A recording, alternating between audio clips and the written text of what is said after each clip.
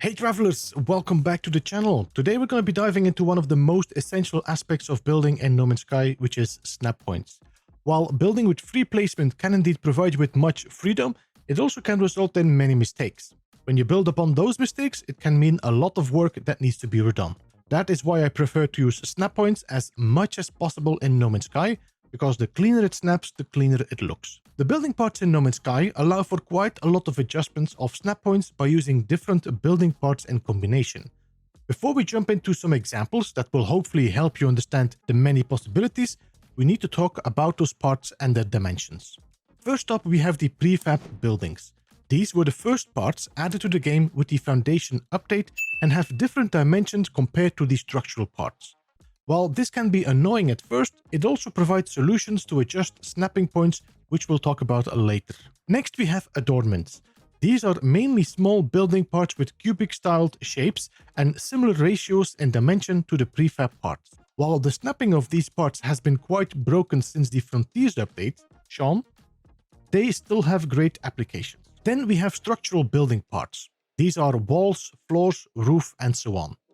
These are singular items used to create custom-shaped structures. Their dimensions and lengths are totally different from the prefabs and the adornments and do not properly line up with those parts. Again, while this can be frustrating, it also offers great solutions. Now, triangle parts are pretty unique. While they are part of the structural parts, they also result in different dimensions, making them perfect for extra snapping points. Although none of these parts use the same dimensions, they do share the same snapping points. Now, many new builders have shared their frustration about having issues with snapping two types of parts together. For example, connecting structural parts to prefab rooms. Now, we'll cover a few examples on how to do this later. There are many other applications to this, and the different snap points can help you to do a lot of fine detail work. By using a combination of these different types of parts, you can make micro adjustments without the need of any glitching. While it is impossible for me to show you every possible combination and solution, I can show you a few examples on how to use these snapping differences to your advantage. Hopefully, these will help you think outside of the box and apply these methods to your building projects, along with the ones you figure out yourself. Alright, let's talk about a few examples on how you can use these snap points. And the first example I want to show you is how you can connect prefabs against floors or any other structural parts. Now, let me just open up a wall right now. And we're going to snap a wall right here on this floor, because this is the position where I want the prefab block to be connected to. If I build a wall like that, and then we go into our prefab parts, you will see your corridors. Now, every corridor or every snap point of a corridor will, thankfully, snap onto a wall. So you can snap onto that wall. Take note that if you snap another corridor on the other side of the wall and I remove that wall, these corridors will not be connected because they are slightly moved away from each other. This is another technique you could use if you want to do some fine-tune adjustments. So let me just remove that, because that is what we want. We want the corridor to be on the inside where the floor was, and then we can go and take one of our larger blocks, for example the square room, or you could take one of your cuboid rooms if you feel like using cuboid rooms, but let's use the square room instead. And I'm going to snap the square room against my corridor. Now I can remove that corridor and the floor is going to be perfectly lined up with that part. Now, if you feel like the floor goes a little bit too deep, what you can do as well is just put your wall back, put your corridor here on the outside, then remove that wall and snap another corridor against it and then delete that. Now, because that wall is now not in between, this corridor has shifted slightly forward. So if I now go into my cylindrical room or my square room, you will see that my floor is not as deep. It's actually not inside the building this time. And then we can just take our a door, snap that door against the building, and we should have a nice access from here into the building of your prefab. If you want to build floors inside or outside of it, it's now very possible to just copy and duplicate that and build around it. Now, if you want to have them inside of your build, a nice little trick is just building a stone panel on the side here, so that you can actually build your floor inside and have it nicely centered in the floor there. You will have some floors poking out here, and if you don't want to do that, you might have to start looking into some glitch building techniques, which I do cover, and I will do some updated versions for these kinds of techniques.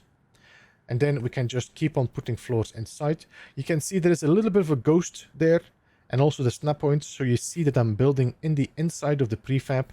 So if I now walk inside of the house, you'll see that we have a nice floor inside if you feel like using that. Now, because I did snap this a little bit more forward, you will see that there is a gap in the back here.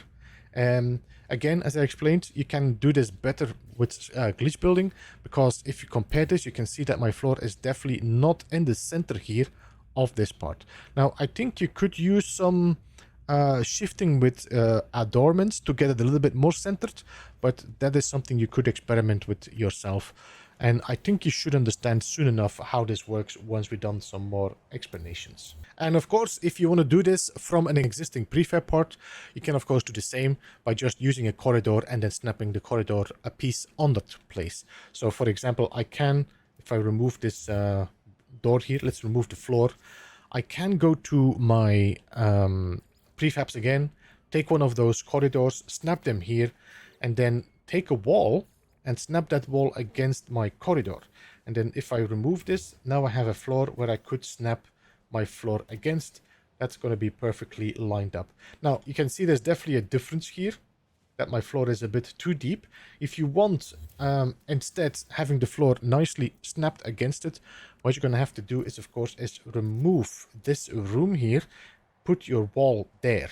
If you have stuff inside your prefab, most of the time it will disappear. So you might not want to do that. And I also built a second snap point there, so that if I delete this one here, I will be able to snap it back later. Then we're going to take a wall. We're going to snap that wall on that corridor. And then take our floor and snap it against that right here. Then we can remove that and then bring our prefab room back. And I prefer the square one if I'm using these square floors. You can see now this is, again, pretty nicely lined up with the prefab block.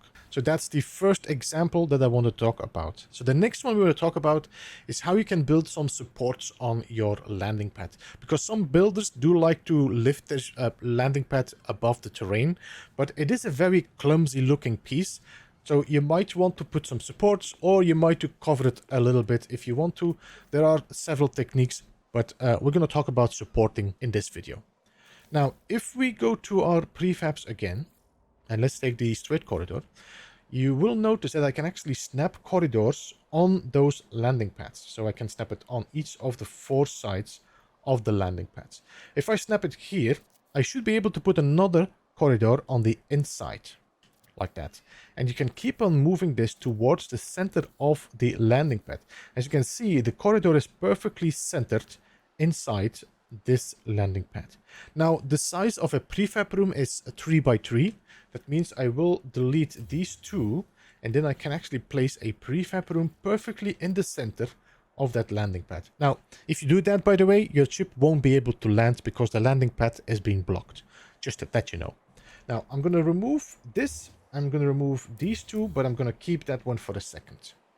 Now, with the cylindrical room in the center, you can now go to your supports, and we do have like the cylindrical room frame, we have the foundation, we also have the cuboid room foundations as well. We do snap as well on this, but they do look a little bit small and flimsy, so maybe that's something you don't want to do. But if you, for example, take one of the foundations, you should be able to just go on the bottom here and snap this foundation on the bottom of that cylindrical room, and that is going to provide you with some support. By the way, what you can do as well, let me just remove this, you can actually take one of the moon pools as well and snap the moon pools on these, which is going to give you even a little bit of a light beam.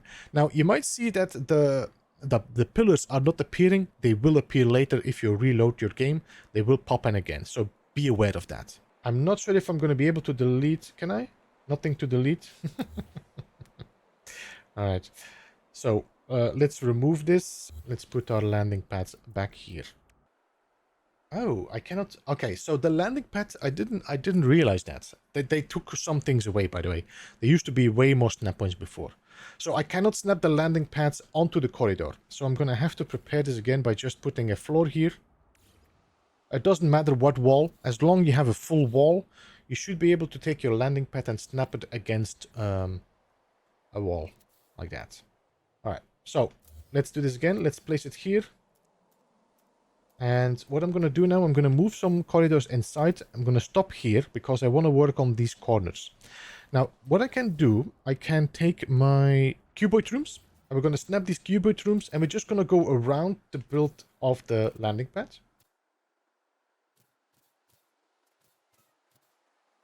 Like that. I'm going to remove this, and we're going to remove that, we're going to remove that, we're going to remove that. And these can go as well now. So now that we have these cuboid rooms, it is possible to either use those cuboid rooms to connect to the bottom and, for example, build more cuboid rooms to just support it. This looks pretty bulky, but maybe not what you're looking for. You can, of course, also use the cuboid frames. And I have to say, I do like the cuboid frames for this application because it does look nice to have a bit of the wireframe look. Then you also can use, of course, the other block. You have the cuboid room and such. Or you can use these, which also snap below these. But I don't like the flimsy look of these poles. So I'm going to delete that. All right, now I'm going to remove these in the corners here because I want to show one of my favorite ways to support a landing pad that looks clean and also has quite a lot of freedom. So into the corner, I'm going to take my X-shaped corridor. And we're going to place it in each of these corners. Now we can remove these because I don't need these anymore. Now on the outside, we can go and take a wall. And we can, for example, use the alloy. And we're going to open up this one to show the variance. And I'm going to take this one right here. And I'm going to snap it on this side. I'm going to snap it on this side. If you want, you can actually make a complete cross section if that is something you want to do. I'm just going to focus on the outer layer. And then we're going to snap this on the bottom. And just make a bit of a pillar. And using the same here. Making sure that it, of course, crosses. Like that. So you have these supports. Then we can remove these. And also this one. And then up here, we can remove these two. And in your alloy, you should also have the sloping alloy roof panels. You can snap these on those to make a bit of a angled support like that, which makes your landing pad really nicely supported. All right, so the next thing we want to talk about is merging some windows into these arches, because I do like to use the wooden windows in those arches. You can do this with glitch building, but you also have a lot of non-glitching techniques. I'm going to start with the first technique, and this is just by placing a paving right here, another paving on top. Now, the pavings are a little bit higher than a short wall. So if I, for example, take the wood short wall here, you will see that the snap point of the paving is here, while the wooden wall snapping is here. So if I take my wooden floor, you will see that I have two snap points. There we go. All right. You see these two snap points? This one is my wooden beam in the bottom, and that one is a snap point of my paving. So I'm going to place that here. I'm going to take my timber wall. I'm going to snap it on the bottom of this wooden floor right here. Not on the stone floor, on the wooden floor. So you can see this is a little bit of a different snap points here. I'm going to remove all this. So if I now take the floor, we should be able to snap the floor right on top. You see the floor is now laying on top of this floor right here. So this, if you are interested, this is one method to, for example, have a stone ceiling while having a wooden floor. If you have like a building with two layers, you can do this as a technique to have two layers of materials if you do not want to have a stone floor in your house or your building. Now, the advantage of this as well is if I now go to my window, my wooden window, I will be able to take one of those windows and snap it perfectly into the arch. Now, in case you don't know that, and maybe I should have explained this before, it is not possible to snap two pieces in the same location, so they cannot occupy the same snap point. That means I cannot snap this window in here, as it is already occupied by the arch. So, Because I did this floor and I raised it a little bit, the snap point is no longer the same as this arch. It is just a little bit higher. So if I snap it now, you can see that my window perfectly merges inside. So if you decide you can remove this floor, then you just have your stone floor with a nice little window, or you could have a wooden floor if you feel like that was necessary. But that is one way to get a window into your arch without any glitch building, and it still looks pretty clean and nice. The next technique is, again, trying to put another window in here.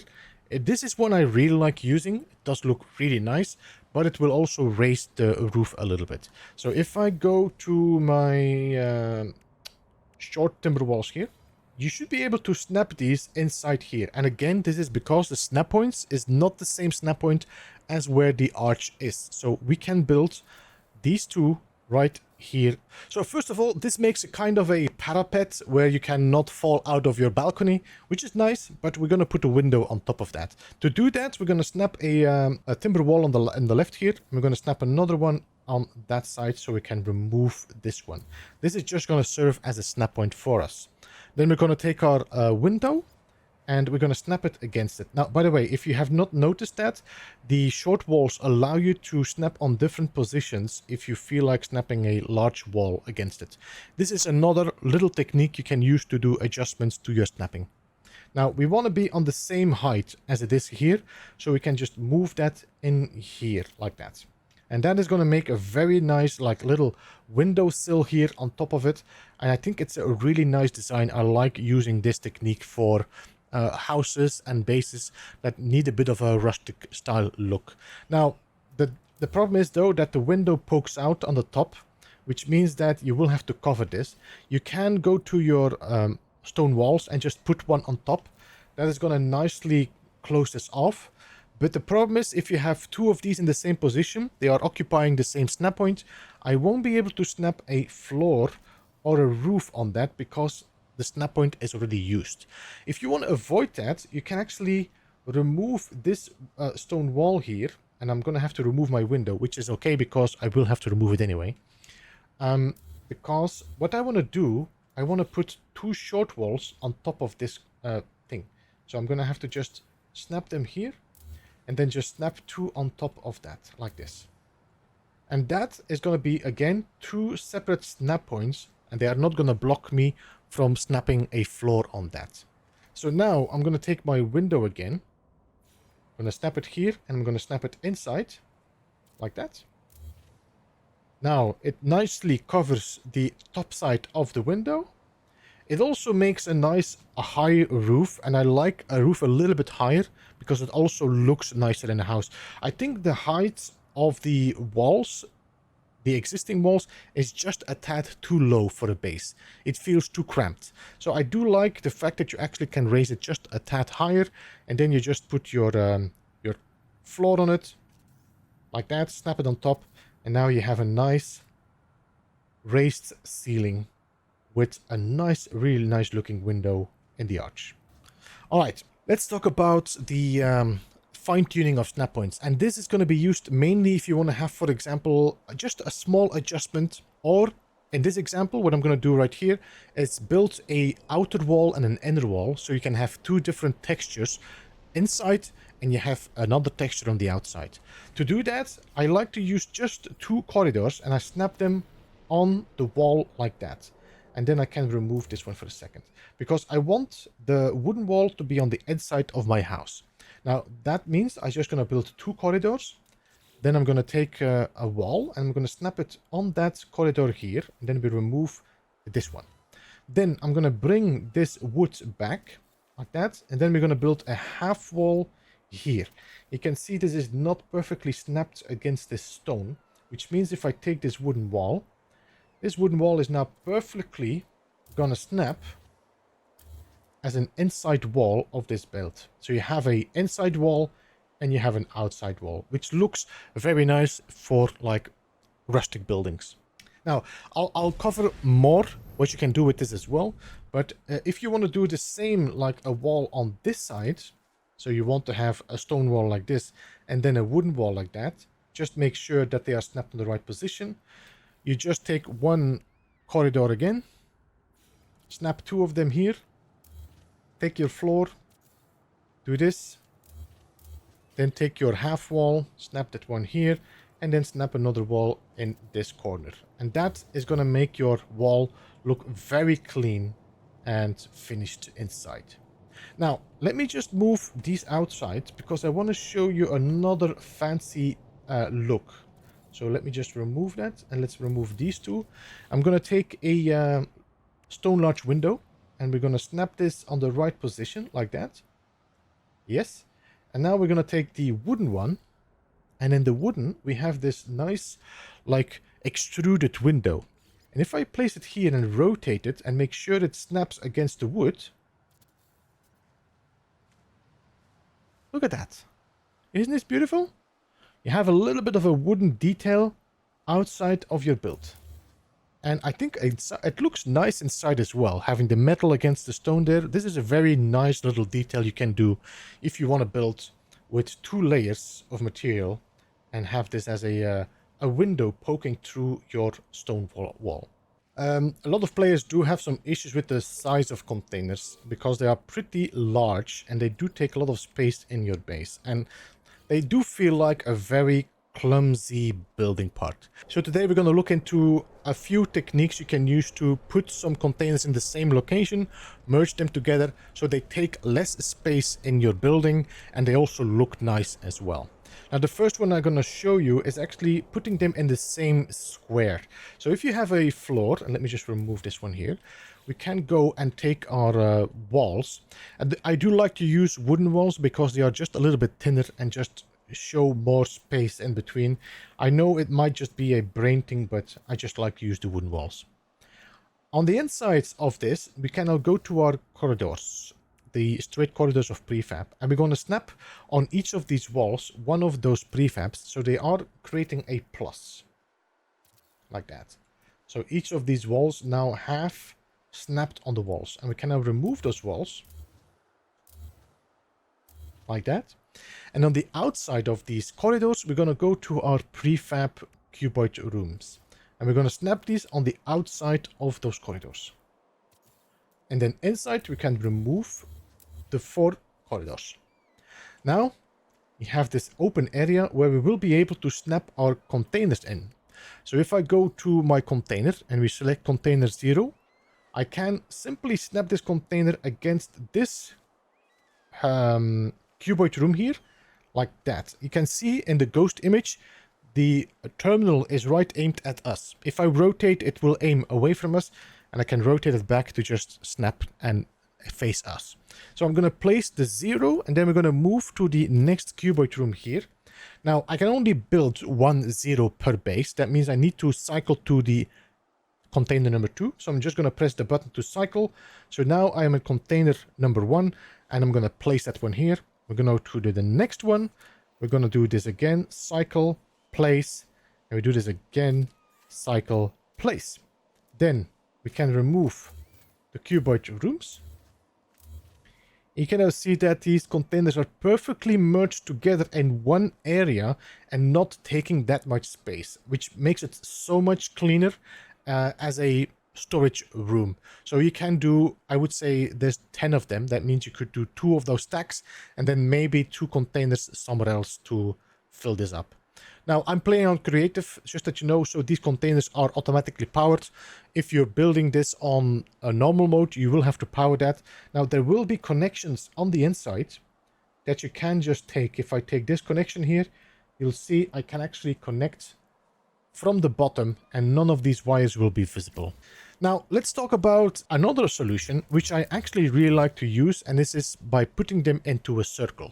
So you can either put them in like an open circle where you walk into and the containers are around you, or you have them into the inner circle, which means you have to walk around the containers yourself. Now I do like both of them, but the one where the containers are in the middle also give you a little extra possibility to create some decorations as well. So let's show you how that works, and it should also, by showing this, you should understand how to do the other technique. All right, so what we're going to do, we're going to move a floor back here, and on this floor we're going to start with building a circle. And Circle is a big word, but we're just going to build a hexagon. Like that. And on the outside, we're going to snap the square floors like this. Then we're going to snap these again. We're going to duplicate them and we're going to snap them in here. And this is going to make a 12-sided shape. I know we call this a circle, but yeah, it's a shape. So on this, we have now 12 sides. I'm going to take this floor. I'm going to snap this floor on the outside to complete this circle. Now inside, we can remove all of this. Like this. Now we're going to go to our small floor and we're going to snap small floors on each of these tiles. And then we're going to go to our wall. We're going to snap a wall on each of these tiles so that they are merging into each other. And they are going to create a narrower circle. Like that. So now it's time to start building our containers. Now, before we do that, let me remove the floor so we have this just out of the way. Now, the rule is simple. If you're doing this technique where you want your containers, this is where you start from. So if I want the containers on the inside of the circle, that is where I built my my corridors. If I want my containers on the outside of this circle, that is where I built my corridors. So I want these containers to be on the inside, so I'm going to build my corridors on the inside of this circle. I'm going to take my straight corridors. I'm just going to snap them on each of these walls. Alright, let's remove the walls on the outside. And then here we're going to take our cuboid room and we're going to place these on the outside of the corridors. There we go. So now all these cuboid rooms have been placed, we will be able to remove the corridors on the inside. Now, while we're doing that, take a note that we only have 10 cargo containers. That means that I have 12 parts here. That means 2 of these slots are going to be empty. So you want to prepare for that. So what we're going to do, I'm going to leave this one and this one free because this is going to be the entrance here to my cargo containers. So I'm going to leave this as a separate thing and I'm going to build something else here. And we're going to do the same on the other side. Now, I already can take some floors. I'm going to just snap them in these edges because I will be filling this up in a second. Actually, I could put triangles in here, no? Yeah, let's do that. Let's do the triangles as well. Let's just close this thing off again. So we have a nice closed off floor like that. Now, we're going to start here with 0. We're going to take our containers again. We're going to snap this container on this position and we're just going to place it. You can see the terminal is visible. I'm going to move to the next one. Cycle, place. Cycle, place. Then we're not going to build anything here because this is the straight line. We're just going to start from here now and we do this again. So number 6, number 7, number 8, number 9, and number 10. Which of course is 0 until 9 because, yeah, we don't have container 10, we have container 0. So this means we can remove all these. Make sure that we keep these 2. Like that. And now we can build something decoration in here if you feel like doing that. One thing you could build is a, if you do a golden gecko statue, we can actually scale this up so it does look a little bit scaled up like this. Then we can rotate it and we're going to build this golden gecko statue right inside this triangle. And we're going to do the same on the other side. Like that. Now, you can add some lights, you can add some plants if you feel like doing that. You can go a little bit wild on your decoration if that is something. You could even build some nip, but then you might have to glitch and we're not going to talk about that today. So let me just go into my decoration and we're going to put some lights in here. Let's see. I'll take the wall light. I'm going to put the wall light here. I'm going to put a wall light here. I'm going to do the same on the other side. Like that. And now we're going to go back in our building to the prefabs and we're going to look for the glass cuboid rooms and we're going to snap the glass cuboid room in the place where we placed the other containers. And then we can remove this and this one here.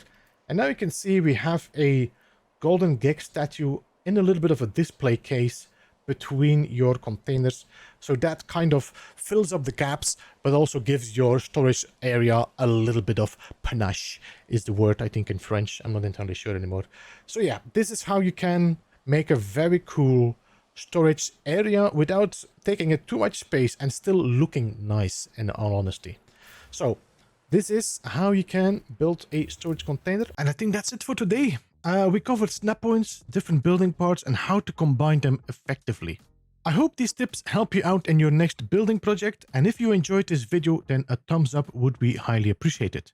Now, this was the third video in our basic building guide series, so if you have not checked the previous videos, then be sure to check them out if you need more foundational tips and tricks. As always, feel free to leave a comment with your own tips and questions, and I will see you again next time. This was Beeblebum. Goodbye for now. This is very basic without having to do a lot of crazy stuff like... Holy shit. My god. Does every planet now have a worm? Hell, it's just a heart attack.